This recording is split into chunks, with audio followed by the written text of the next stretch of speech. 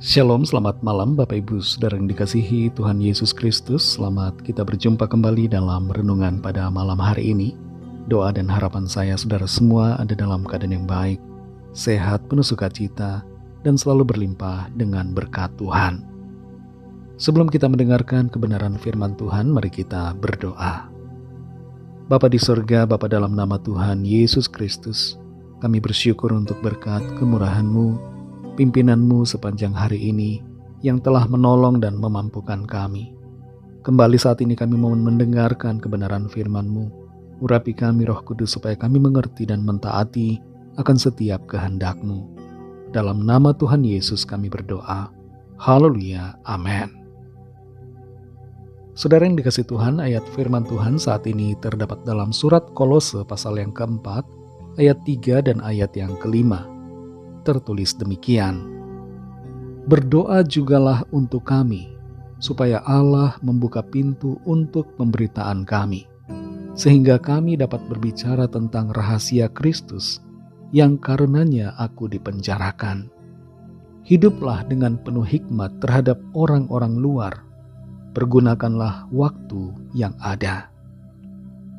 Saudara yang dikasihi Tuhan, di tahun 2025 ini, bukan di masa lalu, tapi di tahun sekarang ini, di China ada kebijakan yang disebut sinisisasi agama, yang salah satunya bertujuan untuk membatasi kegiatan agama Kristen. Para pendeta dan pemimpin gereja rumah atau gereja bawah tanah ditangkap dan dipenjarakan. Gereja-gereja yang besar jumlah jemaatnya ditutup dan kegiatan ibadahnya dilarang. Simbol salib tidak dibolehkan dan harus ditiadakan dari gedung-gedung gereja. Pemerintah membuat aturan di mana jemaat harus memuji pemimpin partai komunis selama kebaktian. Ibadah atau doa secara online tidak bisa sembarangan diadakan, harus seizin pemerintah. Dan sebagaimana kita tahu juga, di China YouTube dilarang. Pemerintah hanya menyediakan media sosial lokal buatan China. Anak-anak dan remaja yang berumur di bawah 18 tahun dilarang menghadiri ibadah gereja atau sekolah minggu. Upaya ini kelihatannya untuk mencegah keberlangsungan gereja di masa depan. Apa yang terjadi di China terjadi juga di negara-negara lain. Ada banyak tekanan, ada intimidasi, ada aniaya, ancaman, dan berbagai tantangan lainnya. Dalam situasi yang demikian, saudara, kita perhatikan pesan dalam Kolose 4 ayat 3 dan 5 ini. Dikatakan di sini, berdoa jugalah untuk kami, supaya Allah membuka pintu untuk pemberitaan kami, sehingga kami dapat berbicara tentang rahasia Kristus, yang karenanya aku dipenjarakan. Hiduplah dengan penuh hikmat terhadap orang-orang luar. Pergunakanlah waktu yang ada. Pelayanan di masa hidup Paulus bukan tugas atau pekerjaan yang enak. Tidak mudah untuk melayani, karena penjara menjadi konsekuensi dari pelayanan penginjilan.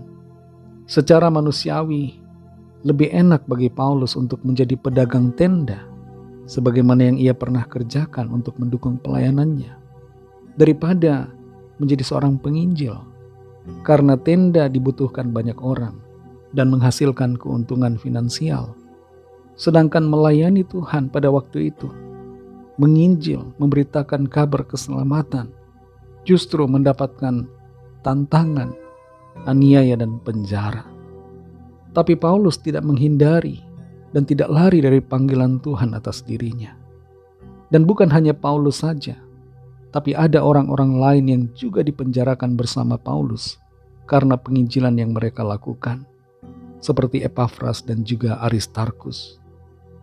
Menjadi seorang penginjil atau pelayan Tuhan merupakan pilihan yang berat, karena bukan saja mendapatkan cibiran, cemoohan dari orang yang tidak percaya, tapi bahkan seringkali mendapat fitnahan dan permusuhan dari orang-orang yang sudah percaya. Saudara yang dikasihi Tuhan, Kita semua perlu mendoakan pekerjaan Tuhan di mana saja, baik di Cina, di Nigeria, Korea Utara, Afghanistan, Pakistan, India, dan berbagai wilayah negara lain, termasuk juga Indonesia. Kita juga perlu senantiasa bersatu sebagai sesama orang percaya, sesama anggota tubuh Kristus. Jangan kita saling menghina, saling menjatuhkan satu sama lain. Dan kita perlu juga menunjukkan kasih Tuhan terhadap sesama kita dari latar belakang apapun.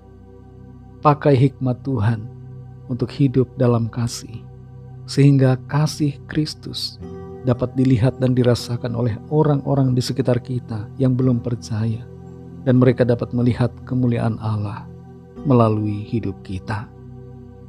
Mari kita berdoa. Terima kasih Tuhan Yesus, kami bersyukur Bapa untuk berkat firman-Mu yang sudah kami dengar. Firman-Mu yang kembali mengingatkan kami agar kami berdoa bagi orang-orang yang bekerja di ladang-Mu, dalam pelayanan, dalam penginjilan, agar mereka selalu dikuatkan dan semangat setia untuk melayani Tuhan di tengah aniaya dan penderitaan dan tantangan yang mereka alami. Kami berdoa untuk Cina, untuk Nigeria, untuk negara-negara lain ya Tuhan yang terjadi pembatasan dan tekanan terhadap orang-orang percaya, terhadap pekerjaan pelayanan. Kiranya Tuhan menolong, melawat ya Tuhan. Curahkanlah roh-Mu agar setiap orang mengalami perjumpaan dengan Engkau secara pribadi dan percaya kepadamu.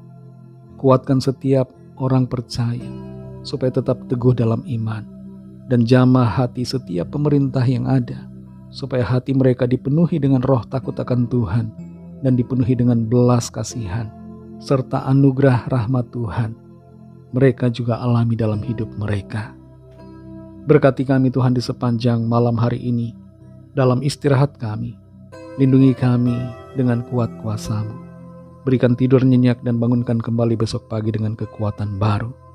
Lawat setiap kami Tuhan yang sakit dan yang sedang dalam pergumulan.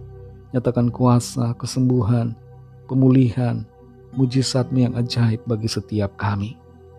Ampuni kami akan dosa kesalahan kami, seperti kami juga mengampuni orang yang bersalah kepada kami. Dalam nama-Mu yang kudus, nama Tuhan Yesus Kristus, kami sudah berdoa dan mengucap syukur. Haleluya. Terimalah berkat Tuhan. Tuhan memberkati engkau dan melindungi engkau. Tuhan menyinari engkau dengan wajah-Nya dan memberikan kasih karunia.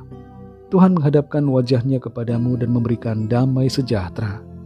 Berkat dan anugerah Allah Bapa, kasih karunia dari Tuhan Yesus Kristus, dalam persekutuan dengan Roh Kudus, menyertai kita semua, sekarang ini dan sampai Maranatha Tuhan Yesus datang kembali, dan bahkan sampai selama-lamanya.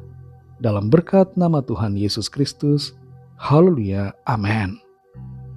Puji Tuhan, saudara yang dikasihi Tuhan, saya percaya firman Tuhan menjadi berkat dan kekuatan buat saudara semua, dan Roh Kudus akan menolong saudara untuk lebih lagi memahami kebenaran firman Tuhan dan hidup selalu dalam kemenangan.